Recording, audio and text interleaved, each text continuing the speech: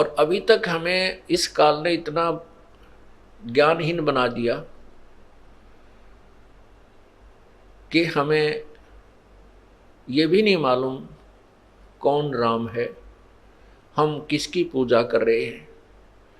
अब जैसे मुसलमान भाई कहते हैं परमात्मा अव्यक्त है, अल्लाह निराकार है, मतलब वो अदृश्य है, उसका नाम क्या है? नाम कोई नहीं। स्थान क्या है? कि सातवें आसमान पर अल्लाह रहता है। तो इससे एक तो बात ये सिद्ध होगी परमात्मा साकार है, क्योंकि वो एक देशीय एक स्थान पर रहता है।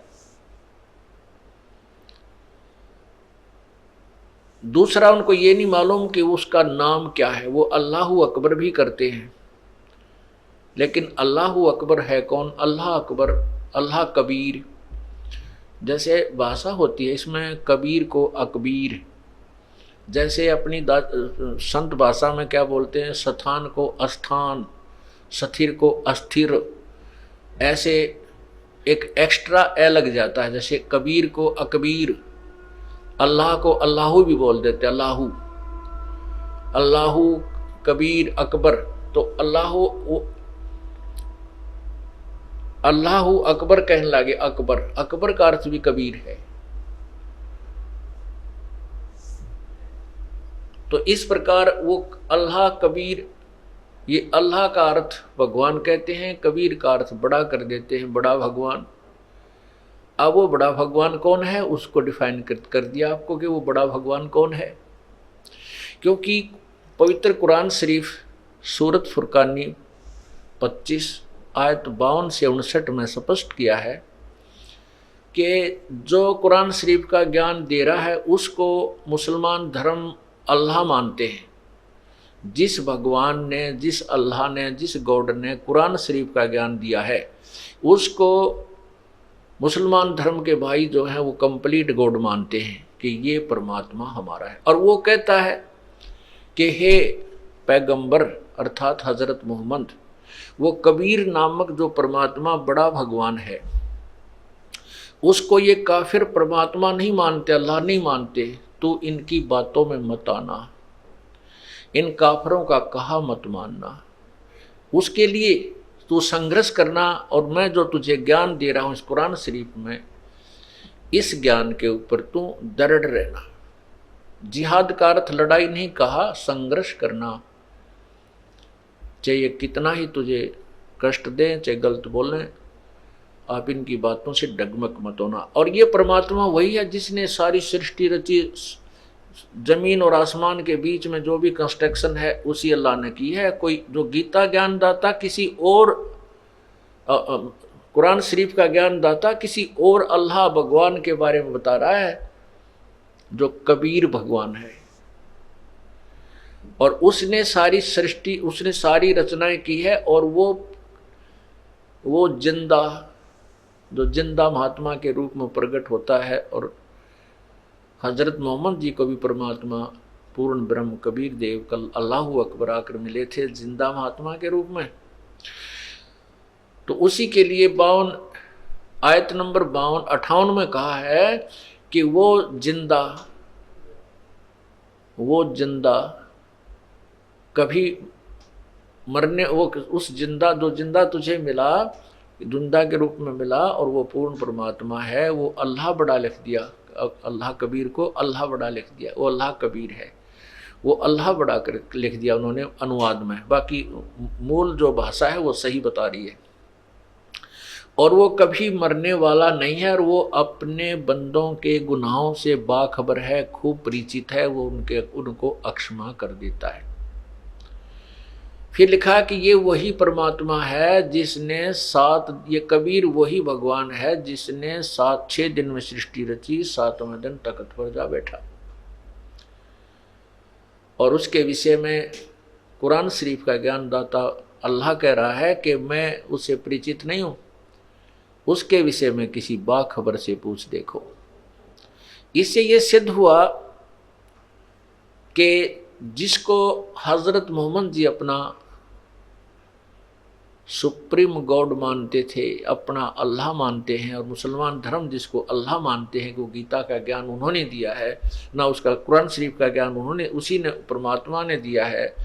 और वो कहता है कि उस पूर्ण परमात्मा के बारे में जिसने 6 दिन में सृष्टि थी, 7वें दिन तख्त पर जा बैठा, और जिसने आसमान और जमीन के बीच में जो कंस्ट्रक्शन सारी की, वो अल्लाह कबीर है, वो अल्लाह बड़ा है। उसके विषय में किसी बाखबर से पूछ देखो।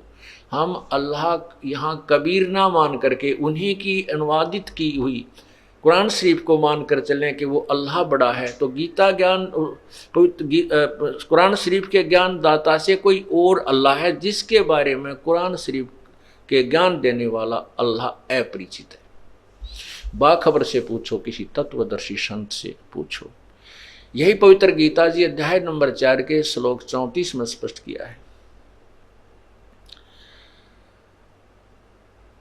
कि उस तत्व ज्ञान को जो गीता अध्याय नंबर 4 के श्लोक 32 में स्पष्ट किया है कि उस पूर्ण परमात्मा ने अपने मुख्य ज्ञान में अपने ही मुखारविंद से पूर्ण परमात्मा भक्ति के बारे में बहुत से विवरण दिए, यानी तत्व ज्ञान में बहुत सा विवेचन दिया हुआ है। और उसके बारे में, उस तत्व ज्ञान के बारे में किसी तत्वदर्शी संतों से पूछो, उनको दंडवत प्रणाम करो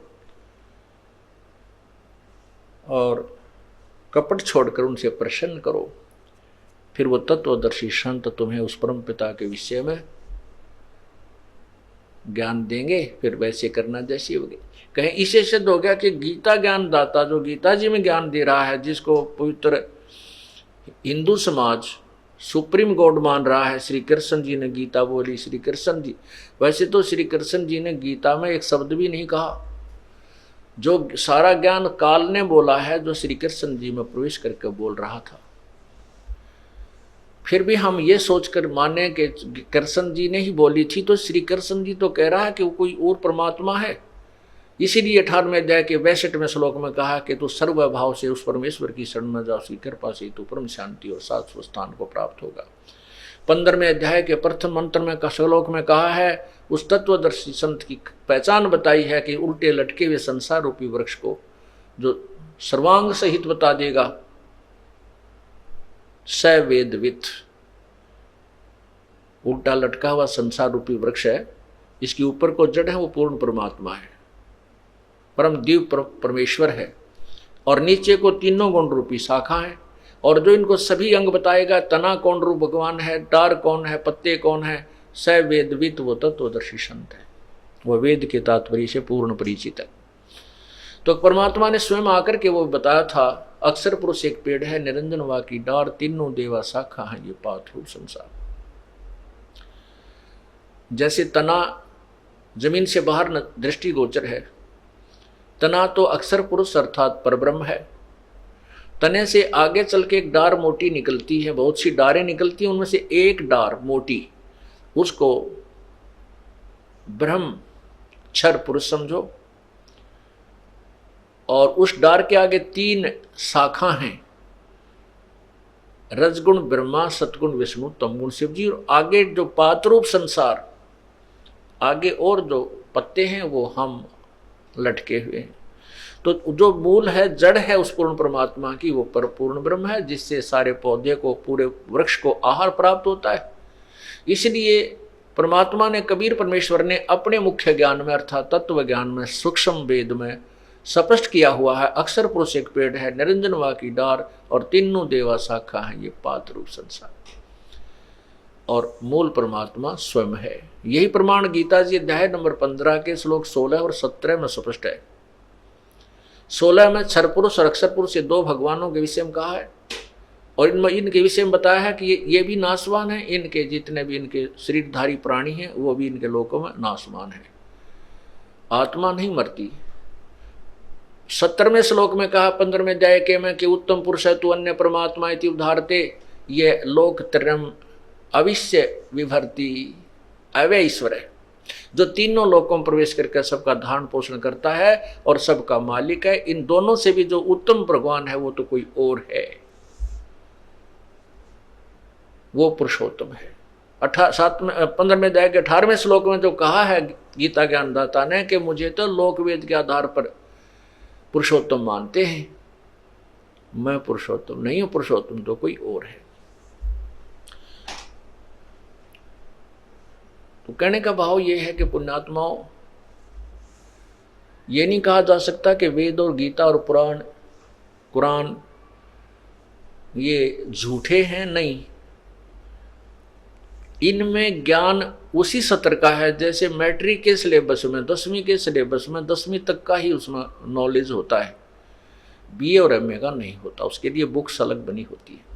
सिर्फ इतनी सी बात है कि हम पहले जो पढ़ाई पढ़ रहे हैं वो तो पढ़ चुके, अब आगे पढ़ना है, अपने नेक्स्ट क्लासेज में होना है। ये जो पढ़ाई आप पढ़ रहे हो अर्थात जो साधनाएं आप करते रहे अभी तक कर रहे हो, ये तो जन्म और मृत्यु 84 लाख योनियों में एक बहुत लंबा प्रोसीजर बना रहेगा। इससे आगे की पढ़ाई है कि कभी मृत्यु नहीं होगी, उस स्थान पर चले जाएंगे।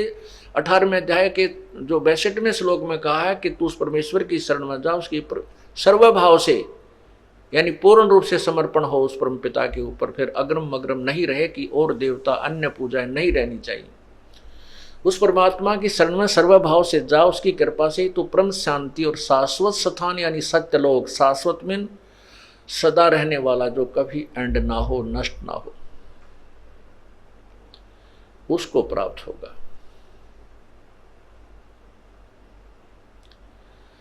अब हमने वो पढ़ाई पढ़नी है जो कभी नष्ट ना हो, जो हम कभी मृत्यु में ना आवे। आज हमें अपने बच्चों में, अपने परिवार में, अपनी कोठी और कार में कितने जो है ना आसक्त हैं और कितने प्यारे लगते हैं, और अपने शरीर पर अपनी जान बचाने के लिए हम 100 प्रयत्न करते हैं। बीमारी हो जाती है, अच्छे डॉक्टर से दिखाते हैं, चाहे लाखों रुपए लग जाएं, चाहे ज़मीन भी बेचनी पड़ जाए, चाहे घर भी बेचना पड़ जाए, जीवन की रक्षा करने की चेष्टा करते हैं। तो ऐसा क्यों करते हैं? क्योंकि जीवन हमें बहुत प्रिय है और हम मरना नहीं चाहते। क्यों नहीं मरना चाहते? जब पता है कि हम मरेंगे अवश्य। और फिर भी ऐसी भावना, ऐसा हमारे अंदर क्यों है? क्योंकि हम ऐसे स्थान पर रहा करते थे जहां हम कभी मरते नहीं थे। अब हमें यह मरना अच्छा नहीं लगता, तो अब हम उसी स्थान को पुनर्प्राप्त करने की चेष्टा करेंगे जहां से हम बिछुड़ कर आए हैं, जहां सब सदग्रंथ गवाही दे रहे हैं, सब संत गवाही दे रहे हैं कि वहां जाने के बाद फिर संसार में लौटकर कभी नहीं आते और वहां सदा अमर रहते हैं। वहां ना वृद्ध अवस्था आती है, वहां वृद्ध अवस्था नहीं आती है। जो सबसे भयंकर दुख है वृद्ध अवस्था में, मृत्यु का तो दुख है ही है, लेकिन वृद्ध अवस्था उससे भी बुरी है। अब तो हम मरने से डरते हैं और वृद्ध अवस्था आ जाती है, जो प्रार्थना करते हैं भगवान माटी संगवा दे। क्यों? कभी कड़मा दर्द, कभी शर्मा दर्द, कभी दाढ़ दुख है, कभी बीपी आई, कभी लो हो गया, कभी सांस नहीं आंदा, दमा हो गया, खांसी होगी, तो आप पर हाथ जोड़ने पड़े, भगवान हमने ठा ले। क्यों? जब तक कति पीड़ित होकर दुख मानकर अंत हो लिया ना, को घर में संभाल लिया, सुबह पानी दर्जा रोटी दे जा, काम करने वाले बच्चे, कोई खेत में, कोई किधर, शाम तक बूढ़ा पड़ा रहे। तो इस तरह कहने का भाव ये है कि ये और कष्ट तो ये वहाँ नहीं है, वृद्ध अवस्था नहीं उस लोक में। बाकी शरीर हमारा ऐसे ही है, ऐसे ही परिवार है, वहाँ कोई दर्द नहीं, कोई दुख नहीं, कोई कष्ट नहीं, कोई रोग नहीं, कोई मृत्यु नहीं। तो उस लोक की चाह क्यों नहीं बनाते हम? क्योंकि हमें उसका पता ही नहीं। हमें उसका अब बता रहे हैं, क्योंकि बताने वाला एक कबीर भगवान और उसके संतजन, और मिसगाइड करने वाले लाखों करोड़ों और अरबों।